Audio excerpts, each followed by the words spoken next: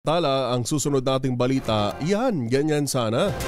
Hindi lang ho na sa stay, hindi nagtatagal sa 4Ps. Dalawa daw hong batang benepisyaryo ng Pantawid Pamilyang Pilipino Program o 4Ps ng DSWD ay nagtapos ng abogado at engineer.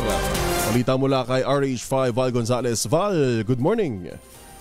Good morning, Kuya Yuel. Ganap ng isang abogado at isang engineer ang dalawa sa daan-daang libong bilang ng mga monitored children na benepisyaryo ng Pantawid Pamilyang Pilipino Program ng DSWD. Kabilang sa mga ito, itong si Joanne Grace Ewikan ng Bohol na nagtapos ng Agricultural and Biosystems Engineering, habang si Third J. Alunan ng Zamboanga del Norte naman ay nagtapos ng Bachelor of Laws. Dahil dito ay pinagmalaki ng DSWD ang mahigit 32,000 bilang na dating benepisyaryo ng 4Ps na nagtapos ng kanilang mga kursong pangkolehiyo mula 2016 hanggang nitong Abril 2024. Sa record ng ahensya, mayroong 82 na nagtapos bilang magna cum laude, 1,135 bilang cum laude, at 132 naman na may special distinction. Paliwanag ng DSWD, magpapatuloy ang 4Ps na isang programa ng gobyerno na nagbibigay ng tulong pinansyal sa mga mahihirap na pamilya